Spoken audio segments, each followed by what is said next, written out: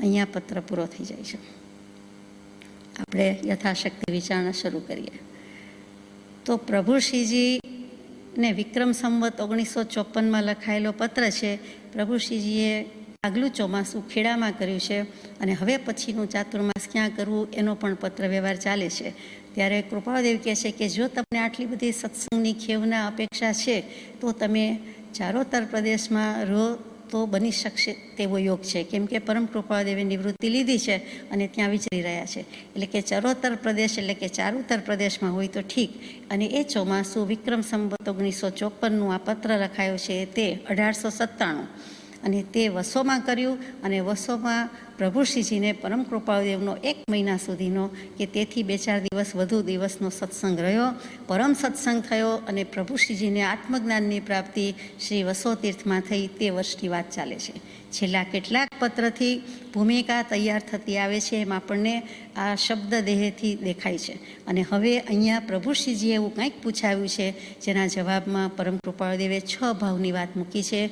એ 6 ભાવ એટલે બીજું કાંઈ નથી પણ સમ્યક દર્શનની જ વાત છે. ત્યાં આત્માનુભવપૂર્વકનું સમ્યક દર્શન એટલે કે નિશ્ચય સમ્યક દર્શનની વાત સુધી લઈ જાય તેવા જ આ પત્રમાં બધા ભાવ મૂકેલા છે. તે આપણે યથાશક્તિ વિચારવાનું છે. પ્રભુ શ્રીજી પરમ સદભાગી જીવ છે, પરમ આજ્ઞાંકિત છે એટલે બધું મળ્યું છે કે વિક્રમ સંવત 1949ના મોહમયી મુંબઈના ચાતુર્માસ દરમિયાન તેમને સમાધિ શતકમાં છેલ્લે આત્મભાવના ભાવતા જીવ લહે કેવળ જ્ઞાન રહે એ મંત્રનું દાન આપી દીધું અને એમ સદભાગી થયા. પછી 1950માં ફાગણ મહિનામાં જ્યારે પ્રભુ શ્રીજી સુરતમાં છે ત્યારે તેમને 6 પદનો પત્ર 6 પદના પત્રની દેશના દઈ દીધી છે. ત્યાર પછી વિક્રમ સંવત 1952માં સંવત એકમ ઈસવીસન 1896 22મી ઓક્ટોબર અને આત્મસિદ્ધિજી કૃપાળદેવે લખી દીધી. કેમ કે પ્રભુ શ્રીજીનો એ જન્મદિવસ છે તો એક સત્પુરુષની બીજાને જન્મદિવસની ભેટ છે અને 142 ગાથા લખી. કેમ કે એક સદગુરુ, એક શિષ્ય, એક સત્પુરુષ, એક આત્મા. અને ત્યારે પ્રભુ શ્રીજીને 42 વર્ષની વય હતી. એટલે કે જાણે 142 ગાથા અને 142 ગાથાનું શાસ્ત્ર આત્મા જ આપી દીધો એમ દાન દઈ દીધું. અને પ્રથમ 4માં પ્રભુ શ્રીજીને ગણ્યા છે, મૂક્યા છે અને પ્રાપ્ત થયું છે. જેમની સાધનાથી કે જેમની સિદ્ધિથી આજે આપણને પણ આત્મસિદ્ધિજી વગેરે વગેરે સાંપડ્યું છે. તો એ તકે આ તકે પ્રભુ શ્રીજીને પણ એટલા જ આપણા સમય સમયના નમસ્કાર છે. અને તે પછી અહીંયા જે વિક્રમ સંવત 1954ની વાત છે કે છેવટનું દાન કે આત્મસિદ્ધિના દાન દીધા સ્વરૂપની પ્રાપ્તિ કરાવવા માટેનો આ સમય છે. અને આ વસો તીર્થમાં આ પહેલાંના કેટલાક પત્રો વગેરે જોતા એ ચોક્કસ સ્થિતિ થતી આવી છે. અને પછી કૃપાળદેવ પણ વસો પધારે છે કે જ્યાં શિષ્યની પાત્રતા પૂરેપૂરી ઉપાદાનની યોગ્યતા જામી હોય ત્યાં આકાશમાંથી પણ મુનિને ઉતરવું પડે તો પરમ કૃપાળદેવ પણ ત્યાં ચારુતર ભૂમિમાં તેમને સ્થિતિ કરાવે છે. એટલે આ તે પહેલાંની ભૂમિકાનો પત્ર છે એટલું એક સ્વાભાવિક આપણે યાદ રાખવાનું છે. તો પહેલો જ મૂક્યો છે ક્ષયોપશમ ભાવ. તો જીવના ભાવ કેટલા હોય તો કે અનંત પ્રકારના જીવ, અનંત પ્રકારની પરિણતિ, અનંત પ્રકારના ભાવ હોય. તો અહીંયા તો 5 જ ભાવ મૂક્યા છે એ પ્રશ્ન થાય. 6 જ ભાવ મૂક્યા છે. વળી તત્વાર્થ સૂત્ર વગેરે શાસ્ત્રોમાં મુખ્યપણે લગભગ બધા શાસ્ત્રોમાં 5 ભાવની જ વાત આવે છે. ક્યારેક જ સાન્નિપાતિક મુકાય છે. અહીંયા કૃપાળદેવે લીધો છે એટલે આપણે પણ યથાશક્તિ વિચારણા કરીશું. તો મોક્ષશાસ્ત્ર અપર નામ તત્વાર્થ સૂત્ર એના 10 અધ્યાય, એનો બીજો અધ્યાય, એનું પહેલું સૂત્ર ઔપશમિકૌ ક્ષાયિકૌ ભાવૌ મિશ્રશ્ચ જીવસ્ય સ્વતત્વમ ઔદયિક પરિણામિકૌ ચ. ત્યાં 5 ભાવનું જ નામ લખ્યું છે કે જે કાંઈ ભાવ બોલી ગયા તે પહેલું ઔપશમિક, બીજું ક્ષાયિક, પછી બંનેનું કોમ્બિનેશન મિક્સ કર્યું એટલે ક્ષાયોપશમિક, પછી ઔદયિક અને પછી પરિણામિક. આ 5 ભાવથી બધું છે. આ 5 ભાવ મૂક્યા છે. અહીંયા ભાવનો અર્થ શું લેવાનો છે તો કે ભાવના 25 અર્થ થતા હશે, વધુ અર્થ થતા હશે. એક શબ્દમાં સત્પુરુષના એક શબ્દમાં કે વાક્યમાં અનંત આગમ રહ્યા છે તો 5-50 અર્થ તો કાંઈ નથી. પણ એમાંથી મુખ્ય અહીંયા અભિપ્રેત છે તે ભાવ એટલે ગુણ, ભાવ એટલે ધર્મ, ભાવ એટલે પર્યાયની ભિન્ન ભિન્ન અવસ્થા. એટલે અહીંયા જે ભાવ કયા છે તે 5 જ ભાવ મૂક્યા છે. તો દરેક ચેતન કે જળ વસ્તુમાં પણ ધર્મ છે. જળ ભાવે જળ પરિણમે, જળને પણ ભાવ હોય અને પરિણમન છે એટલે હોઈ શકે. તો દરેક ચેતન કે જળ વસ્તુમાં અનેક ધર્મો છે. એટલે જીવમાં પણ અનેક ગુણ ને અનેક ધર્મ છે. પરંતુ અહીંયા માત્ર 5 ભાવ કે ગુણ કે ધર્મ મૂક્યા છે. કેમ એમ? અનંતમાંથી 5 કે 6 જ કેમ મુકાયા? તો કે જીવમાં રહેલા અનેક ધર્મોના કારણો રૂપે જે 5 ભાવ રહેલા છે તેની અહીંયા વાત કરીએ છીએ. આ ભાવ એટલે એ 5 શક્તિ કે 5 જે યોગ્યતા કે 5 રીતે જીવની પરિણતિ છે એના કારણમાં શું છે, તો કે ઉપશમ ભાવ છે તો ઉપશમ સમકિત છે, ઉપશમ ચારિત્ર છે. એવી રીતે ક્ષાયિક ભાવ છે, ક્ષાયિક સમકિત છે, ક્ષાયિક ચારિત્ર છે. એવી રીતે ક્ષોભસમ સમકિત, ક્ષોભસમ ભાવ અને ક્ષોભસમ ચારિત્ર છે. તો આ જે 5 ભાવના મુખ્ય કારણો હોવાથી અહીંયા 5 ભાવ રાખ્યા છે. કેટલાકને ઉપશમ ભાવ હોય છે તો તેને ઉપશમ સમકિત થાય છે, કેટલાકને ક્ષોભસમ ભાવ તો ક્ષોભસમ સમકિત, કેટલાકને ક્ષાયિક ભાવ તો ક્ષાયિક સમકિત, તે આપ જાણો છો. તો પહેલું છે ઔપશમિક ભાવ. સિદ્ધાંતકારે જે લીધો છે તે ગ્રંથ આપણે લઈએ છીએ, તે ક્રમ લઈએ છીએ. અહીંયા કૃપાળદેવે પેલું ક્ષોભસમ મૂક્યું, પછી ઉપશમ મૂક્યું છે. કર્મગ્રંથકાર અને સિદ્ધાંતકાર વચ્ચે ભેદ હોય છે, કોઈક બાબતમાં નાનો સો ભેદ હોય છે, મુખ્ય ભેદ હોતો નથી કે પેલું જીવને ઉપશમ સંકેત થાય છે કે પેલું જીવને ક્ષોભસમ સંકેત થાય છે. એટલે અહીંયા આપણે ઉપશમ સંકેતથી વાત લઈએ છીએ, ઉપશમ ભાવથી વાત લઈએ છીએ. ઉપશમ પરથી શબ્દ આવ્યો તે ઔપશમિક ભાવ. તો ક્રોધ આદિ એટલે ક્રોધ, માન, માયા, લોભ એ 4 અનંતાનુબંધી પ્રકૃતિ છે, જે ચારિત્ર મોહનીયની પ્રકૃતિ છે તે, અને મિથ્યાત્વ મોહનીયની એટલે કે દર્શન મોહનીયની 3 પ્રકૃતિ, મિથ્યાત્વ મોહ, મિશ્ર મોહ અને સમ્યક્ત્વ મોહનીય. આ 7 પ્રકૃતિ માથાકૂટ કરાવનારી છે. અને આ 7 પ્રકૃતિને કેટલીક વખત વાઘણ કહેવામાં આવે છે. શાસ્ત્રકર્તાનો શબ્દ છે, મારો નથી. તો આ 7 પ્રકૃતિને જ્યારે કોઈ જીવ, કોઈ આત્મા ઉપશમ આવે છે, એને ઉપશમ કરે છે, ત્યારે તેને ઉપશમ ભાવ હોય છે અને ત્યારે તેને ઉપશમ સમકિત પણ કહીએ છીએ.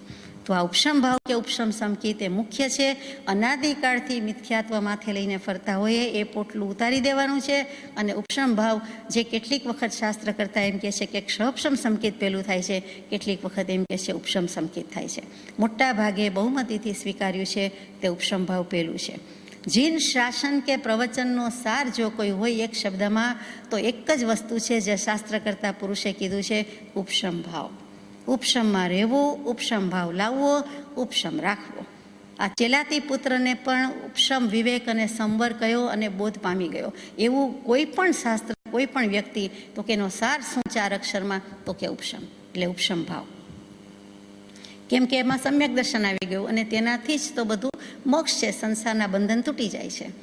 હવે આત્માને સત્તામાં કર્મ હોવા છતાં થોડાક સમય માટે કોઈ જીવ એવા કંઈ શુભ અધ્યવસાયમાં આવી જાય અને કેટલાક કર્મના ઉદયનો અભાવ કરી નાખે, સર્વથા અભાવ કરી નાખે, થોડાક સમય માટે જ.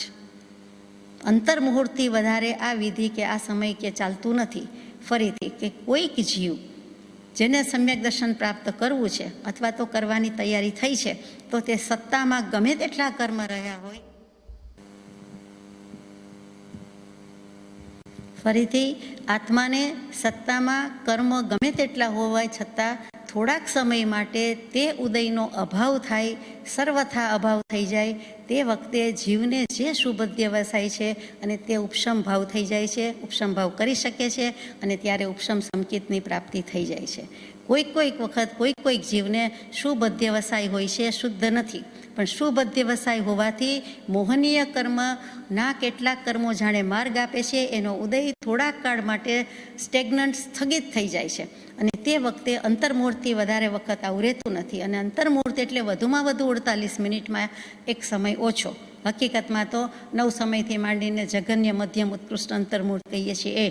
એટલે કે થોડીક મિનિટ માટે કે થોડાક વખત પૂરતું પણ આવી સ્થિતિ આવી જાય છે અને ત્યારે તે કર્મો સ્થગિત થઈ જાય છે, કર્મનો ઉદય સ્થગિત થઈ જાય છે. સત્તામાં એટલે સ્ટોકમાં, કોઠારમાં, જથ્થામાં, અનંત ભવના ગમે તે કર્મ પૂર્વ ભવના પડ્યા હોય, પરંતુ થોડાક સમય માટે આવી કંઈક રાહ આપે છે, રસ્તો આપે છે, માર્ગ કરી આપે છે, તે વખતે જીવને શું થાય છે, તો કે ઉપશમ ભાવ થઈ શકે છે, હોઈ શકે છે.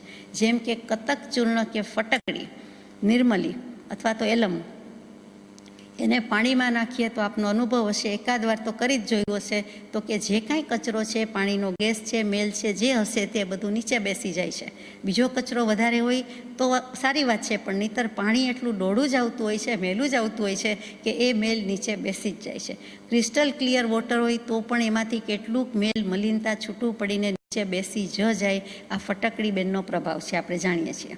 તો એવી જ રીતે આત્મામાં પણ કેટલાક કર્મો છે તે નીચે બેસી જાય છે, એટલે કે ઉપશમ ભાવમાં છે, દબાઈ જાય છે. જે આપણે શબ્દ કહીએ છીએ કે આણે આને થોડીક જગ્યામાં આ દબાવી દીધું, અહીંયા કાર પાર્ક કરી દીધી, અથવા તો આને દબાવ્યું. આ જે દબાવ્યું શબ્દ છે, મારવું નહીં, હણવું નહીં, એ જે વસ્તુ છે એ અહીં બને છે. એટલે કે ગમે તેટલા કર્મ હોય પણ થોડાક સમય માટે જે મેલું પાણી, ડોળું પાણી નિર્મળ દેખાય છે, નીચે તો મેલ બેઠો છે પરંતુ છે, એવી રીતે કેટલાક આત્માના અધ્યવસાય નિર્મળ થઈ જાય છે અને ત્યારે ઉપશમ ભાવની પ્રાપ્તિ થઈ જાય છે. પરંતુ એ જ પાણીને તરત જ હલાવી નાખીએ તો તરત જ પાછું ડોળું થઈ જાય છે. મેલું પાણી, મેલન પાણી જો વિચારી જોશો, એટલે કે મેલ અને મેલું પાણી બે વસ્તુ જુદી જ છે, એમ દેહ અને આત્મા જુદા જ છે એમ લક્ષ કરાવો છે. એટલે ત્યાં ઉપશમ ભાવમાં શું થાય છે કે જે પાણી, જળ નિર્મળ દેખાય છે તેમ કર્મનો ઉપશમ થવાથી આત્મા પણ નિર્મળ બને છે. હવે જો પાણી હલાવી નાખીએ છીએ એટલે કે બધું ભેગું થઈ જાય છે તો ડોળ નીચે બેસી ગયો તો એ બધું પાછું મિક્સ થઈ જાય છે. તેવી જ રીતે આ થોડાક સમય માટે જ સ્ટેગ્નન્ટ કે સ્થગિત થઈ ગયું હતું, એ કર્મનો ઉદય પાછો શરૂ થાય છે અને પાછું જઈશે તે એમ જીવની પરિસ્થિતિ આવી જાય છે. એટલે કે થોડાક સમય માટે તેનો ઉદય ભલે સ્થગિત થયો પણ પછી પુનઃ કર્મનો ઉદય શરૂ થઈ જાય છે. એટલે જોઈએ તેવી પેલી નિર્મળતા રહેતી નથી. એટલે કે કર્મના ઉપશમથી આત્મામાં પ્રગટ થતા ભાવો તે ઔપશમિક ભાવ કહેવાય છે. નિમિત્ત શું થયું? આત્માનો પુરુષાર્થ, આત્માનો ભાવ, એટલે કર્મોનો ઉપશમ થાય છે. આત્માનો ઉપશમ નથી થતો, ભાવોનો ઉપશમ થાય છે એમ નથી કહેવું, પણ કર્મનો ઉપશમ થઈ જાય છે. કેટલાક કર્મ ત્યાં ક્ષય થઈ જાય છે, કેટલાક કર્મ ઉપશમમાં હજી રહે છે. અહીંયા માત્ર ઉપશમ ભાવની વાત હોવાથી આપણે ઉપશમ શબ્દ જ લઈએ છીએ, બીજી વાત પછી કરીએ. એટલે આત્માના પુરુષાર્થથી અશુદ્ધતાનું, આત્માની અશુદ્ધતાનું જે પ્રગટપણું હતું એ થોડાક વખત માટે પ્રગટ ન થવું, એટલે કે દબાઈ જવું, તે ભાવ તે ઉપશમ ભાવ છે અને તેને આપણે ઉપશમ સંકેત કહીએ છીએ. આત્માના પુરુષાર્થના નિમિત્તે જળ કર્મનું જે પ્રગટ ફળ આવવું જોઈએ, શું સમજે જળ કર્મ કે ફળ પરિણામી હોઈએ, તે નથી આવતું અને તે કર્મનો ઉપશમ કયો જાય છે. એટલે આત્માનો પુરુષાર્થ મુખ્ય, આત્માનો ઉપશમ ભાવ મુખ્ય થયો અને પછી કર્મનો ઉપશમ થઈ જાય છે. એટલે અહીંયા કર્મ ઉપર ગયું પણ નિમિત્ત કારણ શું છે તો કે પોતે પોતાના આત્માનો પુરુષાર્થ ઉપડે છે તે છે અને તેની મુખ્યતા છે. કર્મો ગયા ને કર્મો આવ્યા ને એમ બોલાય પણ મનાય તો કે મનાય નહીં, કેમ કે કર્મોનો ઉપશમ થયો. કર્મ તો હતા જ, સત્તામાં પડ્યા જ છે, પરંતુ થોડાક સમય માટે જીવનો એવો ઉપશમ ભાવ આવ્યો કે જેથી કર્મો ઉપશમ પામ્યા, કર્મો શાંત થઈ ગયા. આત્મા શાંત થઈ ગયો પણ કર્મોના શાંત થવાથી આત્મા શાંત, કે આત્મા શાંત થયો ઉપશમ ભાવમાં આવ્યો એટલે કર્મનો ઉપશમ થયો, એમ કેવું ઠીક લાગે છે. પુરુષાર્થ મુખ્ય છે એટલે આત્માના પુરુષાર્થની મુખ્યતા છે. હવે આ કેટલો સમય રહે છે તો આ ઉપશમ ભાવ એક જ સમય રહેતો હોય છે. આ કોઈ પણ ભાવને જેમ કોઈ પણ જીવ એક સાથે એક સમય જ જીવે છે એટલે એમાં કાંઈ નવું નથી, પણ પછી એક સમય કરતાં અંતર્મુઠ સુધી પણ રહી શકે છે, એથી વધુ રહી શકતો નથી. અને એક સમય તે સૌ સમય ભેદ અવસ્થા જોઈ એક સમય કરતાં જ થાય છે ને. આપણે એક સાથે 5, 50 કે 95 વર્ષના થઈ ગયા કે થઈ શકીએ એમ તો છે નહીં, તો કે એક સમય, એક ક્ષણથી, એક સેકન્ડથી, ખરેખર તો એક સમયથી આપણે જીવ્યા કે મોટા થતા જઈએ છીએ. એમ જ અહીંયા છે કે એક સમય કરતાં અંતર્મુહૂર્ત સુધીમાં આ ઉપશમ ભાવ ટકે છે, રહે છે. તેમાં જીવ શું કરે છે, આગળ જાય છે, પાછળ જાય છે કે પડી જાય છે કે શું કરે, એના ભાવ ઉપર છે, એની શુદ્ધિ ઉપર છે, એના પુરુષાર્થની મુખ્યતા ઉપર છે. આનું નામ ઉપશમ ભાવ છે. હવે આગળ જવાનું છે. ઉપશમ ભાવ પછી બીજો ભાવ લઈએ છીએ, તે ક્ષાયિક ભાવ છે. એ પણ સમજાઈ જાય તેવી વાત છે શબ્દ ઉપરથી જ, કે ક્રોધાદિ જે 4 વસ્તુ છે, 4 ચક્રવર્તી છે, અનંતાનુબંધી વગેરે, ક્રોધ, માન, માયા, લોભ.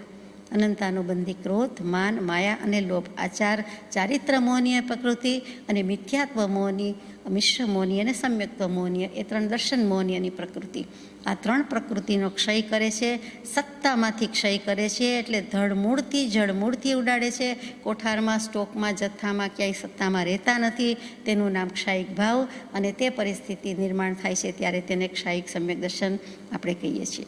આ કર્મગ્રંથની દશાથી, દિશાથી આપણે જઈએ છીએ. અહીંયા સિદ્ધાંતની વાત નથી, અત્યારે કર્મની વાત છે. હકીકતે બંને સાથે જ રહેલા છે પણ મુખ્ય પરિભાષા અત્યારે કર્મગ્રંથની છે. એમાં 6 પ્રકૃતિ ખપાવે એક વેદે તો એક ક્ષાયિક વેદક કહેવાય છે, અને 6 પ્રકૃતિ ઉપશમ આવે અને એક વેદે તો પણ ક્ષાયિક વેદક કહેવાય છે.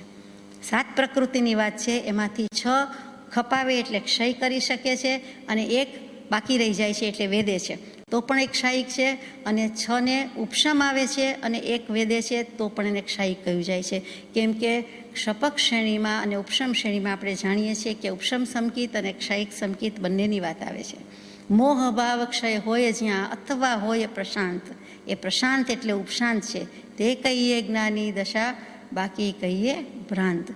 એટલે 11મું 12મું ગુણસ્થાનક છે ત્યારે એનું નામ શું છે તો કે છદ્મસ્ત વિતરાગ ગુણસ્થાનક, એટલે કે સરાગ સંયમી કહીએ છીએ. એટલે કે છદ્મસ્થતા પણ છે અને વિતરાગતા પણ છે. એટલે 11મા 12મા ગુણસ્થાનક વર્તી જીવોને પણ લઈ લીધા છે અને ક્ષાયિક સમકિતીને પણ લઈ લીધા છે. એટલે આ 6 પ્રકૃતિ ખપાવે અને 1 વેદે, અથવા 6 પ્રકૃતિ ઉપશમાવે અને 1 વેદે, તે વાત છે.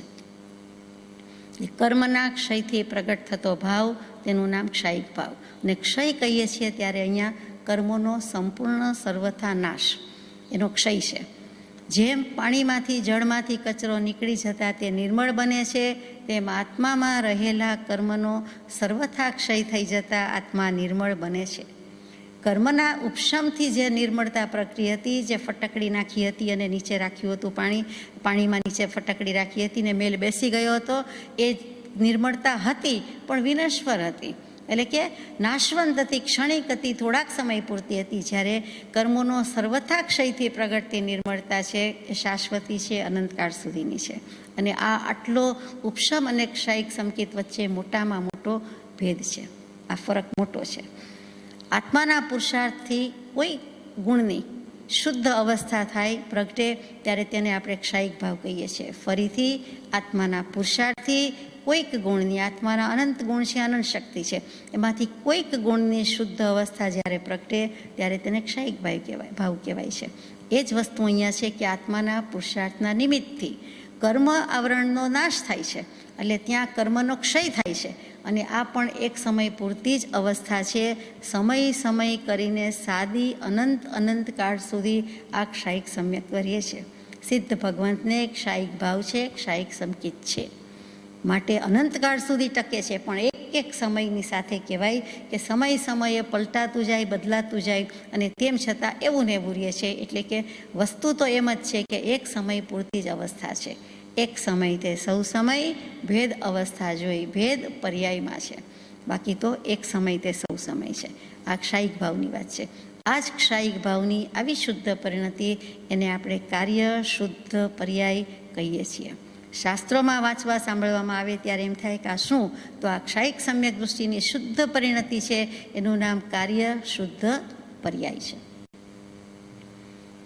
ક્ષાયિક ભાવ પછી આવે છે ક્ષયક્ષમ ભાવ.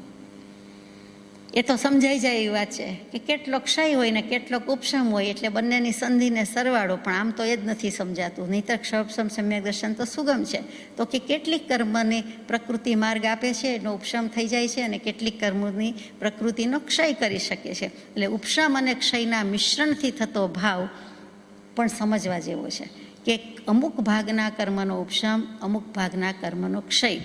એમાં સર્વઘાતી સ્પર્ધકોના ઉદયના અભાવરૂપ ઉપશમ થાય છે, અને દેશઘાતી સ્પર્ધકોના ઉદય દ્વારા ક્ષય થાય છે. આ ક્ષય વત્તા ઉપશમ થાય છે. ત્યાં સર્વઘાતી સ્પર્ધક આવ્યા અને દેશઘાતી સ્પર્ધક આવ્યા. સર્વઘાતી એટલે આત્માના મૂળ ગુણોને આવરણ કરે છે, દબાવે છે, હણી નાખે છે કે એવું ઠીક નથી લાગતું, પણ શબ્દ તો ઘાત છે એટલે કહેવું પડે. તો આત્માના મૂળ ગુણને ઘાત કરી નાખે છે, તે સર્વઘાતી પ્રકૃતિ છે, તે 20-21 પ્રકૃતિ છે તે. અને દેશઘાતી પ્રકૃતિ એટલે દેશ અંશે, પાર્ટલી, ધીરે ધીમે થોડીક કરે છે, તેનું નામ દેશઘાતી સ્પર્ધક છે. તેવી 26 પ્રકૃતિ છે. એટલે આ 21 અને 26 પ્રકૃતિની વાત આવી. સર્વઘાતી સ્પર્ધકોના ઉદયના અભાવરૂપ ઉપશમ, અને જે દેશઘાતી છે તે સ્પર્ધકોના ઉદય દ્વારા ક્ષય થાય છે, તે ક્ષયોપશમ છે. દૃષ્ટાંતથી સમજાવે છે શાસ્ત્ર કરતા પુરુષ કે બધા અનાજમાં કોદરાની જ વાત મૂકે. આપણે જુવાર નહીં, બાજરી નહીં, ઘઉં ચોખા નહીં, અને કોદરો ઘણાએ જોયો પણ ન હોય, તો એ બાજરા જેવું લાગતું હોય તે. તો એ કોદરામાં એક ગુણ કે અવગુણ છે કે એનો મીણો ચડે, કેફ ચડે, નશો ચડે, એમાં એવું રહેલું છે. તો એને ધોવે છે, પાણીથી ધોઈએ છીએ તો એનો કેટલોક નશો કે કેટલીક સત્વ કે શક્તિ જતી રહે છે, પણ એનો મૂળ સ્વભાવ છે નશાનો એ જતો નથી. એવી જ રીતે આપણે કડવું કારેલું લઈએ, કારેલું કડવું જોઈએ હંમેશા, એને કેટલાક એકલા પાણીથી ધોવે તો થોડીક કડવાશ જતી રહે, કેટલાક મીઠાના પાણીથી ચોળે તો ઘણી કડવાશ જતી રહે, પણ મૂળ કડવાશ તો જાય નહીં નહીં ને નહીં. ગમે તેટલો ગોળ નાખો ને ગમે તેટલું કરો ને પણ એનું જે ગુણ છે એ જતો નથી, અસલિયત છોડતો નથી. એનો શુદ્ધ સ્વભાવ, મૂળ સ્વભાવ છે એમાં થોડોક ફેર પડે છે પણ સંપૂર્ણ ક્ષય થતો નથી. અમુક અંશે રહી જાય છે, તો અમુક અંશે કડવાશ રહી જાય છે, અમુક અંશે કેફ રહી જાય છે કોદરામાં અને કારેલામાં. એવી જ રીતે આ વસ્તુ છે કે કેટલીક કર્મ પ્રકૃતિનો ક્ષય થાય છે, કેટલીક કર્મ પ્રકૃતિનો ઉપશમ થાય છે. એટલે બંને થાય છે એટલે ક્ષયોપશમ કહેવાય છે, સંપૂર્ણ સર્વથા ક્ષય થતો નથી. અને આવો ભાવ જ્યારે છે ત્યારે તેને ક્ષયોપશમિક ભાવ કહેવાય છે. અર્થ ઉપરથી આર્થિક, સમાજ પરથી સામાજિક, તેમ ક્ષયોપશમ પરથી ક્ષયોપશમિક ભાવ એમ બોલ્યું જાય છે. એકલું ક્ષયોપશમ ભાવ બોલીએ તો જુદી વાત છે, પણ ક્ષયોપશમિક ભાવ કેવું વધારે સૂચિત છે. તો આત્માના પુરુષાર્થના નિમિત્તે કર્મનો સ્વયં અંશે ક્ષય થાય છે, કર્મનો સ્વયં અંશે ઉપશમ થાય છે, અને તો જ આ પરિસ્થિતિ થાય છે. એટલે કે કર્મનો ક્ષય ઉપશમ થાય છે અને એ સ્વયં થાય છે. કર્મ જડ છે, કર્મ ચેતન છે, કર્મ જળ છે, કર્મ અજીવ દ્રવ્ય છે, અને એનામાં પણ શક્તિ છે અનંતી છે. તો કે એનો સ્વયં ક્ષયને ઉપશમ થાય છે એ પણ જ્ઞાની પુરુષ કહેવાનું લખવાનું છોડતા નથી. એ વિચારવા જેવું છે. ક્ષયોપશમ ભાવ એ તો આત્માની પર્યાય થઈ, અને કર્મ એને જડ કયા છે. આ પણ એક સમય પૂરતી જ અવસ્થા છે, એની યોગ્યતા લાયકાત મુજબ ઉત્કૃષ્ટ કાળ સુધી રહે છે, પરંતુ એક એક સમયે જ ભેગું થતું સરવાળો થતો જાય છે. બાકી એકી સાથે કંઈ આટલા અંતર્મુહૂર્તને આટલા વર્ષને આટલા ભાવ એમ રહેતું નથી. એટલે એ પણ વિચારવાનું છે. આ ક્ષયોપશમ ભાવની વાત છે, અને ક્ષયોપશમ ભાવ પરથી થતું સમ્યક દર્શન તે ક્ષયોપશમિક દર્શન છે. અહીંયા શું વિધિ થાય છે તો કે અનંતાનુબંધીની 4 પ્રકૃતિ, ક્રોધમાન, માયાલોભ અને મિથ્યાત્વ મોન્ય, મિશ્ર મોન્ય, સમ્યક્ત્વ મોન્ય, આ દર્શન મોન્યની 3 પ્રકૃતિ, આ 7માંથી અમુકનો ક્ષય અને અમુકનો ઉપશમ થાય છે. એના કોમ્બિનેશન કેવા છે તો કે અમુક આત્માને 4 ખપાવે છે અને 2 ઉપશમે છે, 1 વેદે છે. 4, 2 અને 1 ઉપશમ આવે, પેલું ક્ષય કરે છે, પછી ઉપશમ કરે છે અને વેદે છે. એ કોમ્બિનેશન છે. બીજું કોમ્બિનેશન બીજું કેવી રીતે છે તો કે 5, 1 ને 1 છે. 5ને ખપાવે છે, 1ને ઉપશમ આવે છે અને 1ને વેદે છે. આ બંને પ્રકારના જીવો રહેલા છે. એટલે કે અમુકને 4 ખપે, અમુકને 2 ઉપશમે, અમુકને 1 વેદે, અમુકને 5 ઉપશમ આવે, 5ને ક્ષય કરે, 1ને ઉપશમ આવે અને 1ને વેદે. એવી જ રીતે બીજા 3 કોમ્બિનેશન પણ છે, એનો પણ આપણે વિચાર કરીએ. કેમ કે કેટલીક વખત સંકેતના 9 પ્રકાર એમ બોલાય છે, ત્યારે એમ થાય કે કેવી રીતે 9 પ્રકાર કર્યા છે. 2 રીતે હોય, 3 હોય, 5 હોય, 9 હોય, ઘણી રીતે ભાગ પડે છે. એમાં 9 પ્રકારની વાત આવે ત્યારે આ 3 ભાંગા લેવાય છે કે કેટલાક 4નો ક્ષય કરે છે, 3ને ઉપશમ આવે છે, કેટલાક 5નો ક્ષય કરે છે, 2ને ઉપશમ આવે છે, કેટલાક 6નો ક્ષય કરે છે, 1ને ઉપશમ આવે છે. કયા 7ની વાત છે તો કે જે 4 અનંતાનુબંધી છે તે, અને 3 મિશ્ર મોન્ય, મિથ્યાત્વ મોન્ય અને સમ્યક્ત્વ મોન્ય, એટલે દર્શનમો છે. દર્શનમો ને ચારિત્ર મોન્યની આ પ્રકૃતિની વાત છે. અહીંયા કેટલીક વખત આપને વાંચવામાં આવતું હશે કે શુદ્ધ ક્ષયોપશમ અને ઉદયાનુવિદ્ધ ક્ષયોપશમ. તો શુદ્ધ ક્ષયોપશમ શું છે તો કે મિથ્યાત્વ અને આ જે અનંતાનુબંધી કયા અપ્રત્યાખ્યાની હોય, પ્રત્યાખ્યાની હોય, એ 12 કષાયની વાત છે. સંજોલન અપવાદ છે, એને નથી લીધા. આ 12 કષાય અને મિથ્યાત્વ એનું જ્યારે ક્ષયોપશમ થાય છે ત્યારે તેને શુદ્ધ ક્ષયોપશમ કહેવાય છે, કે જેટલું કરવાનું હતું તેટલું બધું થઈ ગયું. અને ઉદયાનુવિદ્ધમાં શું છે તો કે તે મતિ જ્ઞાન આદિ જે કાંઈ ભાવ છે તેનો ક્ષયોપશમ થાય છે, તેને કહેવાય છે. એટલે એ ઉદય અનુવિદ્ધ ક્ષયોપશમ, એટલે સંધિ થઈ જાય, ઉદયાનુવિદ્ધ ક્ષયોપશમ છે. આ ક્ષયોપશમ ભાવની વાત થઈ. એટલે આપણે ઉપશમ ભાવની વાત કરી, ક્ષાયિક ભાવની વાત કરી, ક્ષયોપશમ ભાવની વાત કરી. હવે સીધો સાદો અને એ જ મત આવે છે આપણને, તે આપણો જૂનો જાણીતો અનાદિકાળનો ભાઈબંધ ભેરું, ક્યારેય કેળો જ મૂકતો નથી, ત્યાં ઉદયિક ભાવની વાત છે. એટલે ઉદય પરથી ઉદયિક ભાવ. આ ઉદય છે શું કે આપણને આટલું હેરાન કરી જાય તો કે ઉદય એટલે બીજું કાંઈ નથી. આપણે વાવી આવ્યા હોય, જે કાંઈ સારા માઠા ભાવને પરાક્રમ કરી આવ્યા હોય, અને જે કાંઈ કર્મ બંધાઈ ગયા હોય એના ફળ દેવાનો વખત આવે છે. ચાહે કે ન ચાહે, ઈચ્છો કે ન ઈચ્છો, પણ આપણને ફળ આપે જ છે. એ જે કર્મોના ફળનો અનુભવ, એનું નામ ઉદય. ઉદય બીજું કાંઈ નથી. તો કર્મના ઉદયથી થતા ભાવ તે ઉદયિક ભાવ છે. એટલે કે કર્મના ઉદયના નિમિત્તે આત્મા જે વિકાર ભાવ કરે છે તે ઉદય ભાવ છે. વિકાર ભાવ વિભાવ કરે છે, સ્વભાવમાં રહેતો નથી, સ્વભાવનું ભાન નથી. એટલે એ વખતે પણ કર્મના ફળનો અનુભવ થાય છે. એ પણ એક સમય જ છે, એનાથી વધારે અવસ્થા નથી. એટલે આ બધામાં એક સમયની વ્યવસ્થા છે, કેમ કે વસ્તુ સ્થિતિ જેવી છે કે એક સાથે એક સમય જ જીવાય અને એક સમય જ એ ભાવ હોય. પછી તરત જ એ જ ભાવ હોય એમ લિંક ચાલુ રહે છે, વિરતપણે ચાલુ રહે છે, સતત પ્રવાહ રૂપે ચાલુ રહે છે. પણ એક એક સમયથી જ એ થતું જાય છે, એક સાથે કંઈ સમયનો લાંબો પટ્ટો નીકળી જાય છે એવું નથી. આ યાદ રાખવા જેવી, ધ્યાનમાં રાખવા જેવી વાત છે. આ ઉદયિક ભાવ બંધનું કારણ છે. આ નચાવે છે, હલબલાવી દે છે, આપણને ખળભળાવી મૂકે છે.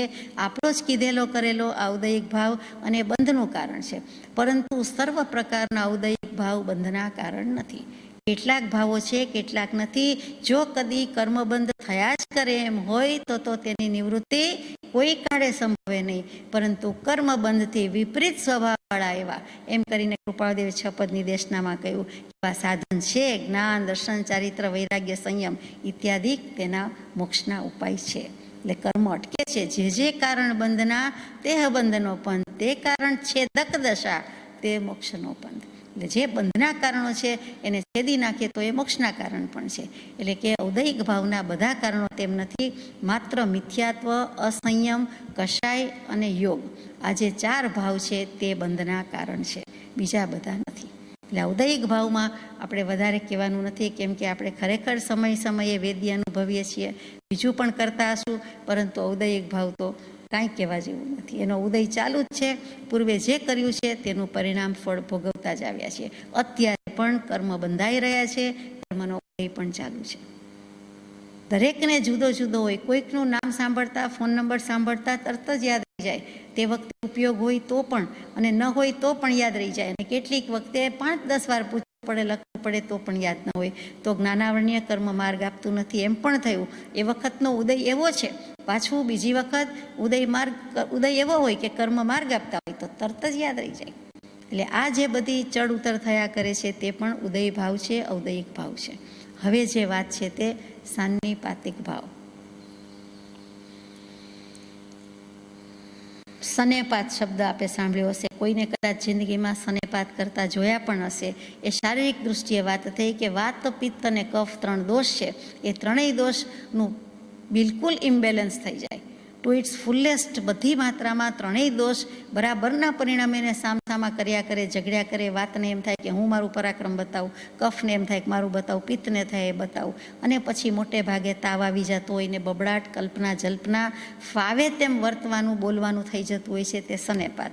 અહીંયા સાન્નિપાતિક ભાવમાં થોડીક લિમિટ છે. નાની પુરુષે જોયેલું છે, કેવલી ભગવંતે પ્રરૂપ્યું છે કે ઉદયિક આદિ જે કાંઈ હમણાં ભાવોની વાત થઈ તે, એમાંથી 2-3 ભાવોનો, 2 અગર 3 ભાવોનો જે એકત્ર મેળાપ થાય છે, સંયોગ થાય છે, તેને સન્નિપાત કહેવાય છે.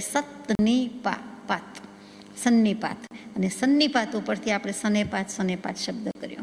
એટલે એ જે સન્નિપાત છે તે જ આ છે કે બધા ભાવોનું ભેગટિયું થઈ જાય છે, બધું મિક્સચર થઈ જાય છે, કોમ્બિનેશન થઈ જાય છે. એ જ સન્નિપાત ભાવ છે, બીજું કાંઈ નથી. સુંદર રીતે સમજાવ્યું છે શાસ્ત્રોમાં કે સમિતિ સંહત રૂપદયા, નીતિ નિયતમ, પતનમ ગમનમ, એકત્ર એક જગ્યાએ આવીને બધા ભેગા થાય છે. વર્તનમ એક જગ્યાએ હોય છે, અસ્તિત્વ છે, ભાવ છે. ઇતિ સન્નિપાત.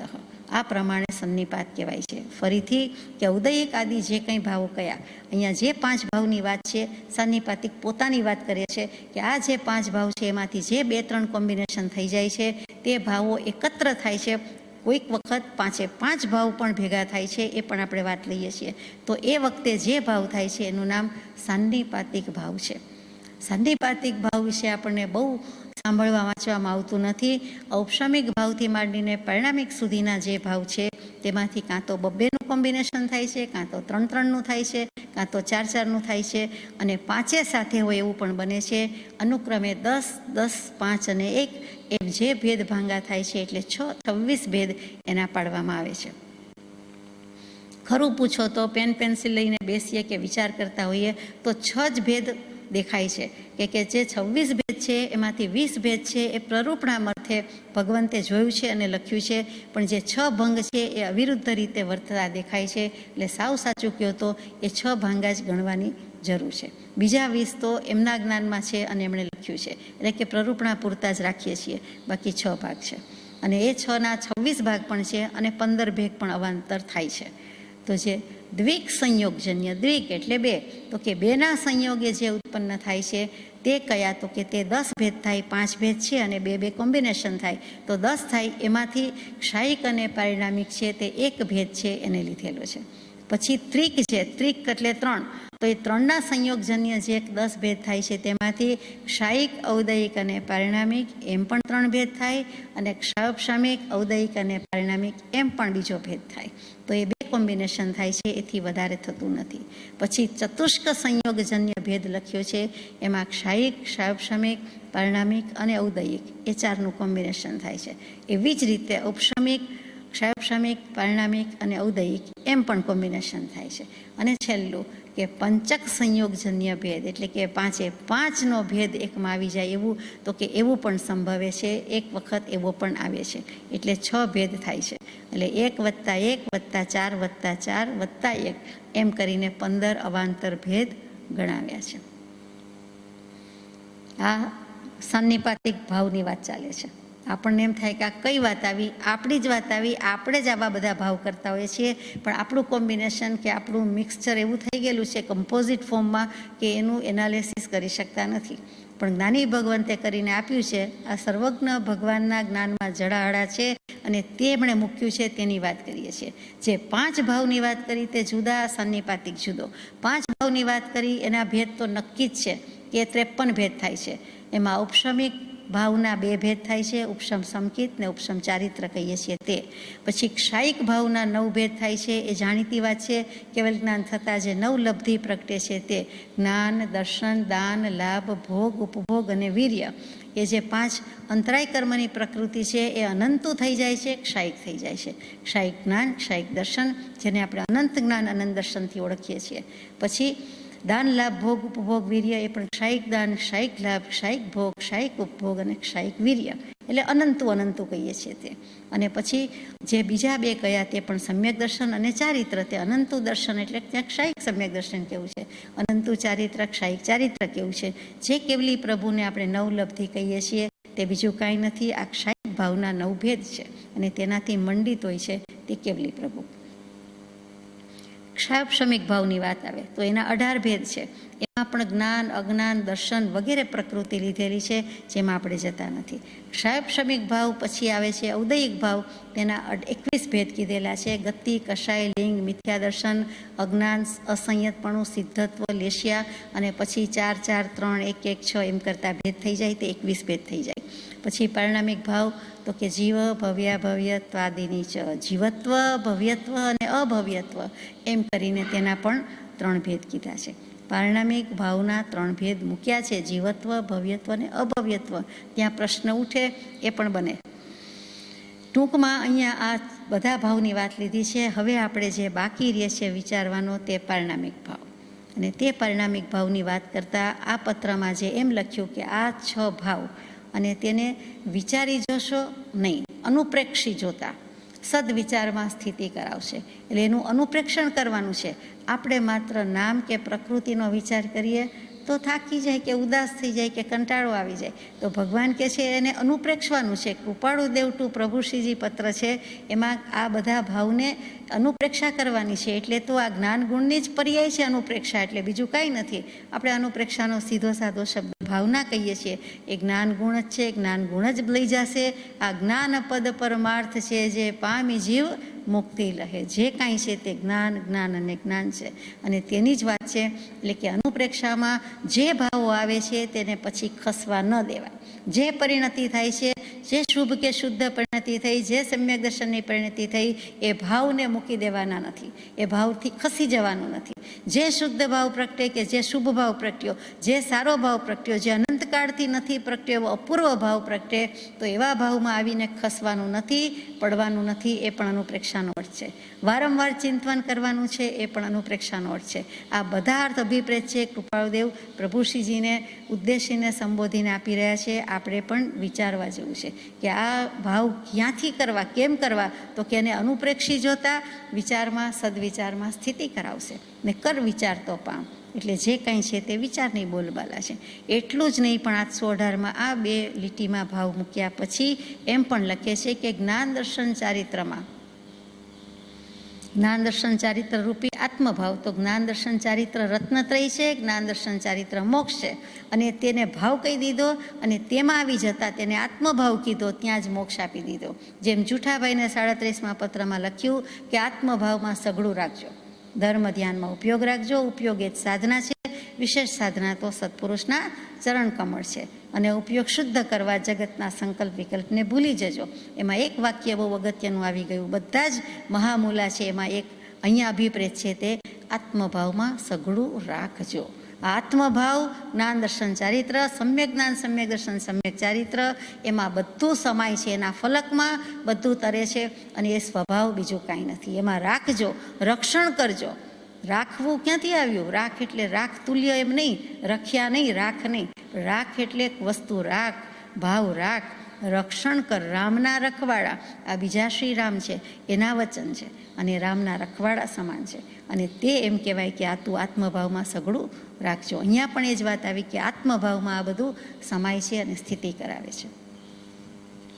હવે આપણે પારિણામિક ભાવની વાત લેવાની છે કે પારિણામિક ભાવ કોને કહીએ? છેલ્લો ભાવ. આ 6 ભાવમાં અત્યારે આપણે છેલ્લો લઈએ છીએ, બાકી તો પહેલો છે. કોને કહેવાય પારિણામિક ભાવ? તો કે શબ્દ ઉપરથી સમજાઈ જાય કે પરિણામ આવે તેવો ભાવ. તો પરિણમન તો આપણે કર્યા જ કરીએ છીએ. સમય સમયે જળને ચેતન દ્રવ્ય પરિણમ્યા કરે છે. તો પારિણામિક ભાવ તો આપણને છે ને છે. તો જીવનો સ્વભાવ શુદ્ધ જ છે, પરમ આનંદ સ્વરૂપ છે, ત્રિકાળ સ્વરૂપ છે. એ સ્વભાવ ત્રિકાળ એકો એક જીવને છે. સર્વ જીવ છે સિદ્ધ સમ, જે સમજે તે થાય. કોઈ પણ ગતિનો, કોઈ પણ યોનિનો, કોઈ પણ જીવ, નાનામાં નાનો નિગોદથી માંડીને સિદ્ધાત્માને લઈ લીધા છે. આ 5 ભાવ 14 ગુણસ્થાનકને સમાવી દે છે. આ 5 કે 6 ભાવ, આ બધું જ 5-6 ભાવમાં આવી જાય છે. એટલે બહુ મહામૂલી વાત છે, મોટો સિદ્ધાંત છે. એમાં બધું સમાય છે અને બધા જીવને આ છે. તો પછી એની વિશિષ્ટતા શું છે? તો કે પારિણામિક ભાવમાં કર્મની ઉપાધિ નથી, કર્મની બલા જંજાળ ઉપાધિ નથી. તેને પારિણામિક ભાવ કહેવાય છે. બીજા ભાવમાં કર્મની અપેક્ષા છે. ક્ષાઉપશમિક ભાવ લાવો, ઉપશમિક લાવો, ક્ષાયિક લાવો કે ઔદયિક લાવો, એમાં કર્મ, કર્મનો ક્ષય, કર્મનો ઉપશમ, કર્મનો ઉદય અને કર્મનો સર્વથા ક્ષય એ અથવા ઉપશમ આવે. તો આ જે 4 ભાવ આવ્યા એમાં કર્મના ઉદયની વાત છે, એ અપેક્ષા રહે છે. જ્યારે પારિણામિક ભાવ એવો છે તદ્દન નિરપેક્ષ છે, એબ્સોલ્યુટ છે. એમાં આ કોઈ કર્મની ઉપાધિ બલા છે નહીં. એ અનાદિ છે, અનંત છે, ધ્રુવરૂપ છે, એકરૂપ છે. પારિણામિક ભાવ એટલે સાદી ભાષામાં, આપણી ભાષામાં રોજ વાપરતા હશું, સ્વાભાવિક, સહજ સ્વભાવ. આપણે કહીએ કે આ તો મેં મસ્તી જ વાત કરી, સ્વાભાવિક વાત કરું છું, મારાથી સ્વાભાવિક રીતે કહેવાઈ ગયું, લખાઈ ગયું, અથવા સ્વાભાવિક વાત કહેવાનું મન થયું. એ જે સ્વાભાવિક બધું છે, નેચરલ કોર્સમાં છે, એ જ વાત મુખ્ય છે અને એ જ પારિણામિક ભાવ છે. એટલે તો કૃપાળુદેવે આટલો સ્વભાવનો મહિમા ગાયો છે. વચનામૃતજીમાં પારિણામિક ભાવ તમને આપણને જોવા મળતો નથી, પરંતુ સહજ સ્વભાવ અને એકલો સ્વભાવ કે શુદ્ધ સ્વભાવની વાત ઘણી આવશે. મંગલાચરણમાં પણ બાકી હતું, તો 3 સ્વભાવ મૂકી દીધા છે. માટે તો એ માંગલિક છે, આત્માનું મંગલ તો થાય છે. અને માટે મંગલાચરણમાં પ્રભુશ્રીજીને લખાયેલો એ પત્ર, અહો સત્પુરુષના વચનામૃત મુદ્રા સત્સમાગમ 875માં, અને એ સ્વભાવનું ભાન કરે, મિથ્યાત્વમાંથી બહાર કાઢે, એનાથી વિશેષ રૂડું ઉત્તમ મંગલ બીજું હોય જ શું. અને એટલા માટે ત્યાં છે અને તે આપણા મંગલાચરણમાં અનહદ કૃપા કરીને પ્રભુશ્રીજીએ મૂક્યું અને આપણે આગળ જઈએ છીએ. કેમ કે બ્રહ્મચારીજી વગેરેએ પણ પછી તે ક્રમને ધપાવ્યો છે, માટે થઈ શક્યું છે. અને એ મંગલાચરણનો મહિમા જેવો તેવો નથી. જેવો ચત્તારી મંગલમનો છે એટલો જ મહિમા હો સત્પુરુષના વચનામૃત મુદ્રાને સત્સમાગમનો છે. કેમ કે એ મંગલ કરે છે, આત્માનું મંગલ કરે છે. મંગલમાં શ્રેય આવ્યું, કલ્યાણ આવ્યું, મોક્ષ આવ્યો, શું ના આવ્યું, લાભ આવ્યું, શુભ આવ્યું. તો અહીંયા વાત કરતા હતા પારિણામિક ભાવ એટલે સહજ સ્વભાવ. ઉત્પાદ, વ્યય અને ધ્રુવ એમાંથી ત્રિપદીમાંથી ઉત્પાદ અને વ્યય આપણે નથી રાખતા અને ધ્રુવ સ્વભાવ એકરૂપે રહે છે, કાયમ રહે છે, ટકે છે, તેનું નામ પરિણામિક ભાવ. ઉત્પાદ વ્યય વસ્તુ ઉત્પન્ન થાય છે, વ્યય થાય છે, એ તો પર્યાયનું પલટન છે. આપણે વચ્ચેનું સારામાં સારું લઈ લીધું કે ધ્રુવ સ્વભાવ, વસ્તુ તેની તે જ છે, વસ્તુનું સ્વરૂપ તો તેમ જ છે. જે સ્વરૂપ છે તે અવ્યાબાદ છે, અવ્યાબાદ સ્થિરતા છે. જે સ્વરૂપ છે તે અન્યથા થતું નથી, કોઈ કાળે અન્યથા થતું નથી, એવા સ્વરૂપની વાત કરીએ છીએ. જેનો નિરંતર સદભાવ હોય તેને પારિણામિક ભાવ કહે છે. નિરંતર સદભાવ, સદભાવ એટલે મને આપના પ્રત્યે, આપને બીજા પ્રત્યે એમ નહીં, એ શુભ ભાવ નહીં. સદભાવ, સત્વત્તા ભૂ એટલે કે અસ્તિત્વ, એનું હોવાપણું, હયાતે, વિદ્યમાનતા, અને એ જેનો નિરંતર સદભાવ છે એટલે અહીંયા પરિણામિક ભાવની વાત છે. એ હોયા કરે છે, થયા કરે છે, આત્માને ક્યાંય બહાર મૂકીને જવાશે. આત્મા સાથે ને સાથે છે, એનો સ્વભાવ સ્વરૂપ સાથે ને સાથે જ છે, તેનું નામ પરિણામિક ભાવ, પરિણામિક સ્વભાવ કહીએ છીએ. તે સર્વભેદ, ભેદનો અર્થ બહુ મજાનો છે. જેમાં ગર્ભિત રીતે રહેલા છે તેવો ચૈતન્ય ભાવ, અને તે જ જીવનો પરિણામિક ભાવ છે. આ બધી રીતે જ્ઞાની પુરુષ પરિણામિક ભાવની વાત મૂકે છે. તો મતિ જ્ઞાન, કેવલ જ્ઞાન, કેવલ જ્ઞાન તો સૌથી ઉત્કૃષ્ટ કહેવાય. તો ત્યાં જ્ઞાની પુરુષ કહે છે કે વેઇટ અ મિનિટ, મતિ જ્ઞાન, કેવલ જ્ઞાન સર્વોત્કૃષ્ટ અવસ્થા હોવા છતાં એ પણ અવસ્થા છે, એ પર્યાય કહી દીધી છે. અહીંયા પરિણામિક ભાવ સાથે એને લેવાનું છે કે કોણ ચડે, તો કે કેવલ જ્ઞાન એ પણ સમય જ અવસ્થા છે, પલટન પામતું જાય છે.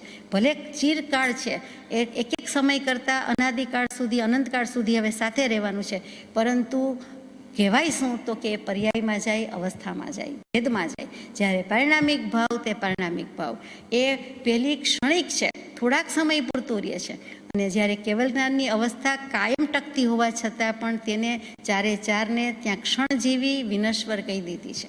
એ બહુ વિચારવા જેવો મુદ્દો છે. બધી અવસ્થામાં ક્ષયોપશમિક અને ક્ષાયિક ભાવ પણ આવી ગઈ. તે અવસ્થા છે, તે પરિણામિક ભાવ નથી, આટલો ફરક છે. જ્ઞાન, દર્શન, વીર્ય ગુણની અવસ્થામાં ઔપશમિક ભાવ તો હોતો જ નથી. જ્ઞાનના ઉઘાડનો જેટલો અભાવ છે તે ઉદયિક ભાવ છે.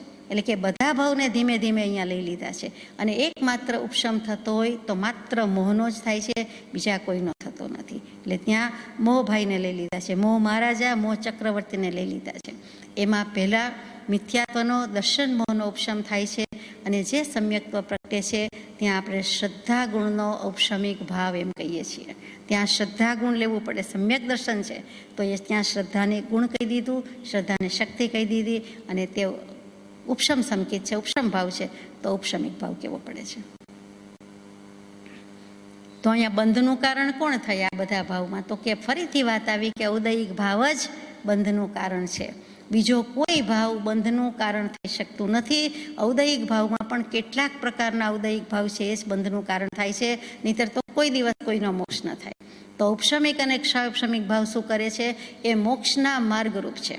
બહુ વિચારવા જેવું છે. એ મોક્ષે લઈ જાય છે, એ મોક્ષનો રસ્તો છે, એ મોક્ષનું કારણ છે. અને ક્ષાયિક ભાવ પોતે જ મોક્ષરૂપ છે. ક્ષાયિક ભાવ મોક્ષરૂપ છે, આપણે નંબર 1 આપીએ, ગમે આપણને. પછી ઔપશમિક ભાવ ને ક્ષાયિક ભાવ એના પછી કે મોક્ષરૂપ ન હોય તો કાંઈ નહીં, મોક્ષના રસ્તે પાડી દે છે, મોક્ષે લઈ જાય છે, એના કારણરૂપ છે. પરંતુ નથી ગમતું શું, તો કે જે લઈને બેઠા છીએ તે ઉદયિક ભાવ, કે એ બંધનું કારણ છે, બીજા ભાવ નથી. જે ગુણનો ક્ષાયિક ભાવ પ્રગટે તે ગુણની અપેક્ષાએ મોક્ષ થયો કહેવાય છે. વ્યાખ્યા છે, જે ગુણનો ક્ષાયિક ભાવ પ્રગટે તે ગુણની અપેક્ષાએ મોક્ષ થયો એમ કહેવાય છે. અહીંયા શ્રદ્ધા ગુણ પ્રગટ્યો તો તે અપેક્ષાએ મોક્ષ થયો તેમ કહેવાય છે.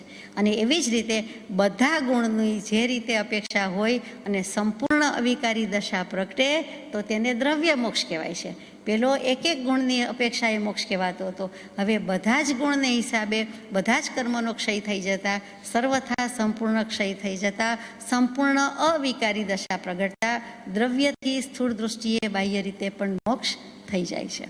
એમાં આપણને રસ છે. પરિણામિક ભાવ બંધ મોક્ષની અપેક્ષા રહિત ત્રિકાળ એક રૂપ જ છે. તે બંધ મોક્ષનું કારણ નથી. પરિણામિક ભાવ કે વાત ગમે તે કરો તમે મારી, પરંતુ હું બંધનું કારણ નથી, તે મોક્ષનું કારણ નથી. આપણે મોટે ભાગે એમ માનતા આવ્યા છીએ કે પરિણામિક ભાવ સ્વભાવ એટલે મોક્ષનું કારણ, પણ એમ નથી. એ છૂટી પડે છે તો પછી શું છે તો કે તે પારિણામિક ભાવ કે સ્વભાવ એનો લક્ષ્ય, એના લક્ષ્ય જરૂર મોક્ષ પ્રગટે છે, પણ પારિણામિક ભાવ પોતે મોક્ષ સ્વરૂપ નથી, મોક્ષનું કારણ નથી.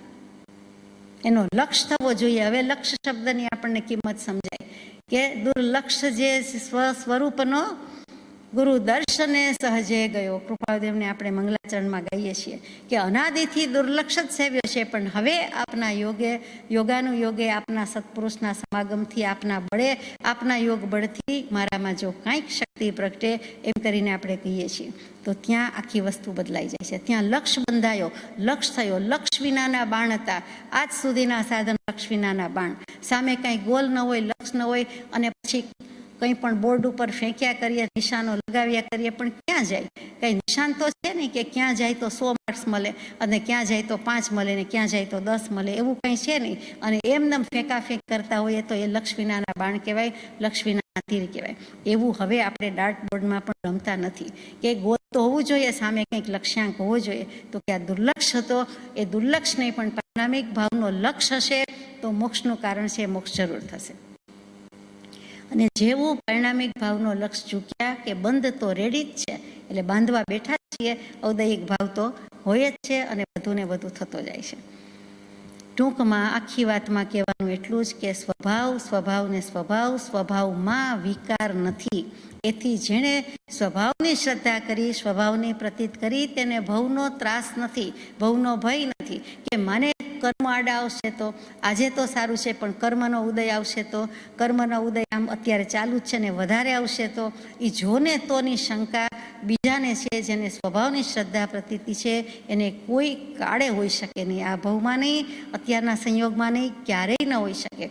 ભવાંતરે પણ જો એ સ્વભાવની પ્રતીતિ શ્રદ્ધા ભેગી લઈ જાય તો એને ક્યારેય ઊની આંચ આવવાની નથી. ભવાંતરની વાત બાજુમાં મૂકીએ, આ ભવની વાત કરીએ, અત્યારની વાત કરીએ, તો પણ એને જો નિજ સ્વભાવ, સ્વસ્વભાવ કે પરિણામિક ભાવ, હવે પાછા આપણે પરમ પરિણામિક ભાવ પર જઈએ, તો એની જો શ્રદ્ધા હશે, એની પ્રતીતિ હશે, તો એને ભવનો કોઈ વિકલ્પ પણ હોતો નથી, વિચાર પણ હોતો નથી, શંકા આશંકા હોઈ શકતી જ નથી, સંભવતી જ નથી. કૃપાદેવે જુદી રીતે કીધું કે કર્મ ભાવ અજ્ઞાન છે, મોક્ષ ભાવની જ વાસ. એટલે કે કર્મની વાત કરો, કર્મ બકરા છે, કર્મ જડ છે, કર્મ શું કરી શકે? પદ્માનંદી મુનિ આલોચનામાં ગવડાવે કે કર્મ મને શું કરી શકે? એ જડ કરી શું શકે મને? તો જડને જ આગળ લઈને બેઠા છીએ કે કર્મ નચાવે છે ને ફરી એવા કર્મ ઉદયમાં આવશે તો ભગવાનને આટલા કર્મ હતા તો આપણને તો કેટલાય હશે, તો કેટલાય હશે એમ ઓછાઈ હોય ને, એમ હોઈ શકે ને? એવો વિચાર નહીં. જે હશે તે મૂળ શું કરવાનું છે તો કે કર્મના ઢગલાથી બીવાની બદલે જે આ સ્વભાવની, સ્વસ્વભાવની પ્રતીતિ, સ્વસ્વભાવની શ્રદ્ધા, અને જેની પાસે સમ્યક જ્ઞાનરૂપી કળા કે વિદ્યા કે જ્ઞાન છે, તે પોતાના સ્વભાવના જોરે પુરુષાર્થ કરીને કોઈ કર્મના ઉદયથી બીસે નહીં, એને કાઢી મૂકશે. એની કોઈ તમા જ નથી, એનું એની ડિક્શનરીમાં નામ જ હોતું નથી. કર્મભાવ અજ્ઞાન છે તો અજ્ઞાનને શું કરવાના છે? અજ્ઞાનના શું ગાણા ગાવાના છે? મોક્ષ ભાવની જ વાસ. કૃપાળુદેવ 11, 12, 14 વર્ષની વયે લખે, હું મોક્ષમય છું. ચેતન છે એટલે જ્ઞાન દર્શન ગુણ છે, જ્ઞાન દર્શન પર્યાય છે એટલે જ્ઞાન દર્શન ઉપયોગ છે, એટલે હું મોક્ષમય જ છું, બીજું બધું નડતું જ નથી. જે અવળી પરિણતિ છે તેની તેને સોંપો, કૌંસમાં અવળી પરિણતિ. તો જ્ઞાન દર્શનની ત્રિકાળ મૂર્તિ છું. કોનું જોર છે કે આપણા સ્વભાવની પ્રતીતિને કોઈ હલાવી શકે, ડગાવી શકે કે ફેરવી શકે? 5 અસ્થિકાય છે, ધર્માસ્તિકાય વગેરે. તો ધર્માસ્તિકાય, અધર્માસ્તિકાય, ઉદ્ગલાસ્તિકાય, જીવાસ્તિકાય કાળ, એમાં હું જીવરાજભાઈ છું, હું શુદ્ધ આત્મા છું, શુદ્ધ જીવ દ્રવ્ય છું. આ 5 અસ્થિકાયમાં હું છું, 6 દ્રવ્યમાં હું છું એટલે હું જીવ છું, હું આત્મા છું, હું શુદ્ધ આત્મા છું. તો એમાં ઉત્પાદ વ્યય દ્રવ્યમાં હું દ્રવ્ય ભાવ છું, ઉત્પાદ વ્યય થયા કરે, થોડા પૂતગલ પરમાણુ ખસે પેસે એમ ઉત્પાદ વ્યય થયા કરે, પણ હું તો કે પોતાનો ત્રિકાળી ધ્રુવ સ્વાભાવિક છે તે જ છે. મારા અસ્તિત્વમાં, એટલે કે આપણા બધા આત્માએ ભાવ કરવાના છે તે કે મારા આત્માના અસ્તિત્વમાં કર્મનું અસ્તિત્વ નથી, એટલે કે મારું અસ્તિપણું છે, સ્વભાવનું અસ્તિપણું છે, એમાં કર્મનું નાસ્તિપણું છે, એટલે કે નથી. મારા ભાવમાં કર્મનો અભાવ છે, અને આ આપણે કરીએ તો સિદ્ધિ કરી જોઈએ. આ ઔદયિક વિકારી ભાવનો નાશ કરવાના તૈયારી છે, તત્પરતા છે, તેને કદી શંકા થતી નથી કે કર્મના ઉદયથી હું પડી જઈશ, હવે મારું શું થશે? અથવા તો પછી કર્મનો ઉદય આવશે તો શું કરીશ, અત્યારે પણ આટલા કર્મ છે, ભવિષ્યમાં કેવાય ભારે કર્મ આવશે અથવા તો અનંત કર્મો આવશે, એમ એ ડરતો બીતો નથી. અને જો ડરીએ બીએ અત્યાર સુધી તો ભગવાન આપણને ત્યાં નમાલા શબ્દ કહે છે કે અરે નમાલા, અરે પુરુષાર્થહીન જીવ, તું વિચાર તો કર, તને સ્વભાવથી ઉપાડું છું, તને ઉપાડું છું. આ ઉપાડ જ સ્વભાવથી છે, માટે મંગલાચરણમાં સ્વભાવ છે. પેલો અપૂર્વ સ્વભાવ, પછી નિર્વિકલ્પ સ્વભાવ, અંતે અયોગી સ્વભાવ, અનંત અવ્યાભાત સ્વરૂપમાં સ્થિતિ કરાવનાર સ્વભાવ છે. પરમ પરિણામિક ભાવની વાત પણ લઈએ. એટલે શું પરિણામિક ભાવમાં જો આટલું આપણે બળથી વાત કરતા હોઈએ તો પરમ પરિણામિક ભાવ તો એકલો નિરપેક્ષ સ્વભાવ, ચૈતન્ય સ્વભાવ જ છે, એમાં બીજું કાંઈ નથી. એબ્સોલ્યુટ એબ્સોલ્યુટ એબ્સોલ્યુટ, બીજું કાંઈ નથી. નથી બંધ, નથી મોક્ષ. બંધ મોક્ષની અપેક્ષાથી પણ જે પર છે, પાર છે, તેવો જો કોઈ હોય તો તે સ્વભાવ. સ્વભાવના જ ગાણા ગાયે છૂટકો છે. અનાદિકાળનો, અનંતકાળના જે વિભાવથી આ પરિણતિ કરી છે, હજુ પણ ચાલુ રાખીએ છીએ, એનો જો થાક ઉતારવાનો રસ્તો હોય તો એ સ્વભાવ સમજવાનો, સ્વભાવની શ્રદ્ધા કરવાનો, સ્વભાવની પ્રતીતિમાં આવવાનો. વર્તે નિજ સ્વભાવનો અનુભવ લક્ષ્ય પ્રતીત, વૃત્તિ વહે નિજ ભાવમાં પરમાર્થે સંકેત, વૃત્તિ વહી નિજ ભાવમાં થયો અકર્તા. 5 ભાવમાં જો પરમ પરિણામિક ભાવ, એમાં પણ અત્યારે પરિણામિક ભાવની વાત લઈએ છીએ, જો એ પ્રતીતિમાં આવ્યો, 5 ભાવોના સ્વરૂપને યથાર્થ જાણ્યું છે, પણ જેને ત્રિકાળી સ્વભાવ ભાવની પ્રતીતિ નથી, તેણે એકેય ભાવને જાણ્યો નથી, યથાર્થ સ્વરૂપ ઓળખાણ થયું નથી કે જાણ્યો નથી. જો સ્વભાવનો લક્ષ્ય કે ભાન નથી તો આપણે બીજા બધા ભાવની ગમે તેટલી વાત કરીએ પણ ભગવાન કહે છે કે એના સ્વરૂપને યથાર્થ રીતે પીછાન્યું નથી. સ્વીકારવું પડે, સાચી વાત છે. 5 ભાવમાં પરિણામિક ભાવ એ નિરપેક્ષ છે, અન્ય 4 ભાવ કર્મની ઉપાધિ સહિત હોવાથી સાપેક્ષ છે, એ આપણે વિચાર કર્યો. ઔદયિક ભાવમાં કર્મની હાજરીની ઉપાધિ છે, ક્ષાપશમિક ભાવમાં કર્મની થોડીક હાજરી છે અને થોડાક સમય માટે અભાવ થાય છે, એવી ઉપાધિ કે અપેક્ષા છે. બાકી તો 4 ભાવ ક્ષણિક કહી દીધા છે. ક્ષાયિક ભાવને પણ ક્ષણિક કહી દીધો છે ભગવાને. તેના લક્ષ્ય કંઈ બીજું થતું નથી, વિકલ્પ ટળતો નથી. પણ ત્રિકાળી પરિણામિક સ્વભાવની દૃષ્ટિએ કેવળ જ્ઞાનની ઉત્પત્તિ અને વિકારનો નાશ થાય એવી દશા પ્રગટે છે, જે પાછી ફરે નહીં. એટલે કે મુખ્ય વાત શું આવી કે આ જે પરમ પરિણામિક ભાવ, અહીંયા પરિણામિક ભાવ જ લઈએ છીએ, એની જો આપણે દશા શ્રદ્ધા કરી, સ્થિતિ કરી, તો એના યોગે જોગે કેવળ જ્ઞાન પ્રગટશે અથવા તો સમ્યક દર્શન પ્રગટશે, તે ફરીથી જતું રહેશે નહીં. એટલે કે એ પાછી ખસવાની નથી, એટલે કે અવિચળ કે અડગ રહેશે. એટલે પેલું તો મિથ્યાત્વ છે, પણ આ તો સમ્યક્ત્વ થઈ ગયું, અને જો પરિપૂર્ણ શુદ્ધ થઈ ગયું તો કેવળ જ્ઞાન થઈ ગયું. એટલે કે અવિકારી, નિર્વિકારી, સંપૂર્ણ નિર્વિકારી દશા થઈ ગઈ. હવે આપણે આપણી વાત કરીએ કે પોતાની પર્યાયમાં અત્યારે વિકારો હોવા છતાં આપણે શ્રદ્ધા તો એમ જ કરવાની છે અને એવી જ ખુમારી હોવી જોઈએ કે મારો સ્વભાવ વિકાર રહિત છે. જે છે તે પર્યાયમાં છે, સ્વભાવમાં નથી. આ મોટી વાત છે અને ત્યાં ખાટલે મોટી ખોટ, આવી ટંકોત્કીર્ણ વચનની માન્યતા, સમજણ કે સ્વીકાર નથી, તે છે. આવું ભાન મોટે ભાગે સાધક ધર્માત્મા રાખતા જ હોય છે. તેમ છતાં સ્વભાવની એકાગ્રતાના બળ વિના વિકારનો, વિભાવનો નાશ થવાનો નથી. જ્યાં સ્વભાવ હશે ત્યાં વિભાવ ટકી શકશે નહીં. સ્વભાવ વડે જ વિભાવ થતો હોય છે, પણ સ્વભાવમાં જ સ્થિતિ કરે તો વિભાવમાં જવાનું રહેતું હોતું નથી. વિભાવ એટલે વિરુદ્ધ ભાવ નથી, વિશેષ ભાવ છે. સ્વભાવ પૂર્ણ ભાવ થયો કયો, અને પછી વિશેષ એટલે કે વધારે પડતું છલકાઈ જવું, તે વિશેષ ભાવ છે. તે કરવાની જરૂર નથી, એટલું જ અહીંયા કહેવાનું છે. પ્રશ્ન થાય કોને કેટલા ભાવ હોય, કોઈને 5 ભાવ હોય, કોઈને 1 જ ભાવ હોય. આવા બધા પ્રશ્નો થાય તો ઓછામાં ઓછા કોઈ પણ જીવને 2 ભાવ તો હોય અને હોય જ. સિદ્ધ પરમાત્માથી શરૂઆત કરીએ તો એમને 2 ભાવ છે, ક્ષાયિક ભાવ અને પરિણામિક ભાવ. ત્યાર પછી સંસારી જીવની વાત કરીએ છીએ તો તેને 3 ભાવ છે. તે કયા હોય આપણે જાણીએ છીએ. એક ઉદય ભાવ એટલે ઔદયિક ભાવ છે, એક ક્ષાપશમિક ભાવ છે, ત્રીજું પરિણામિક ભાવ છે. અને કેટલીક વખત ઉપશમ સમ્યક દૃષ્ટિને 4 ભાવ હોય છે. તે કયા છે તો કે ઔદયિક, ક્ષાપશમિક, ઔપશમિક અને પરિણામિક ભાવ. અને કોઈ જીવને 5 ભાવ હોય, 5 ભાવ હોય એકી સાથેની વાત છે. તો કે ક્ષાયિક સમ્યક દૃષ્ટિને કોઈ એક સમય એવો આવે છે કે 5 ભાવ હોય છે. ફરીથી ક્ષાયિક સમ્યક દૃષ્ટિને 5 ભાવ એકસાથે ક્યારે હોય તો કે ઉપશ્રમ શ્રેણીમાં જ્યારે પ્રવર્તતા હોય ત્યારે તેને 5 ભાવ હોય. એ પણ વિચારવા જેવું છે. બધા ભાવ આમ જુઓ તો પારિણામિક ગણાય.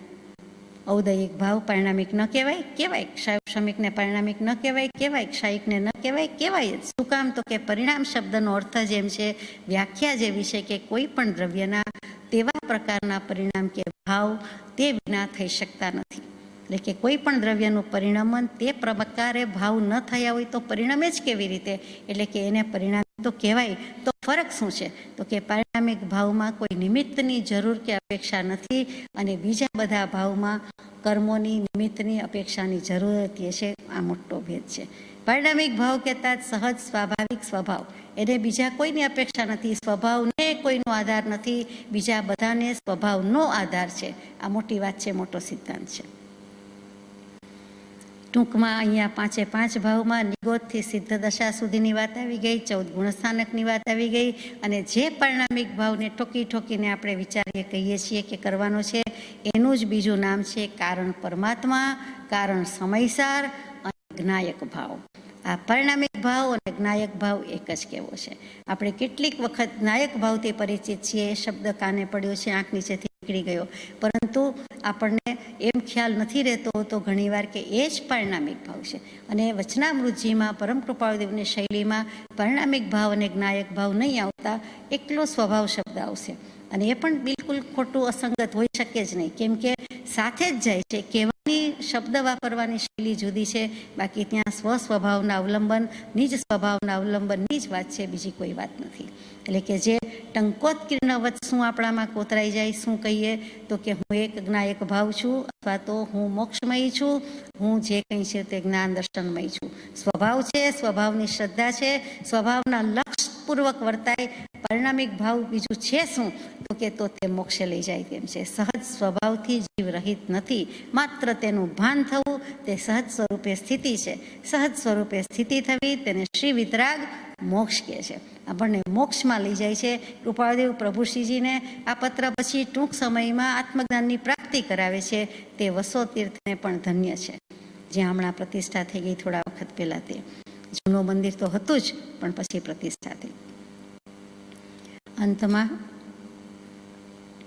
નિત્ય નિરંજન અંતરજામી રહો નિરંતર અંતરમાં, સમતામાં રમતા રાજેશ્વર દીઠા નહીં દેશાંતરમાં. સમય સમય તુજ ચરણ કમળની છત્ર છાયોર છાય રહો, નિષ્કારણ કરુણાની કથની વચન વિશે ન શમાય અહો. સજાત્મ સ્વરૂપ પરમ ગુરુ.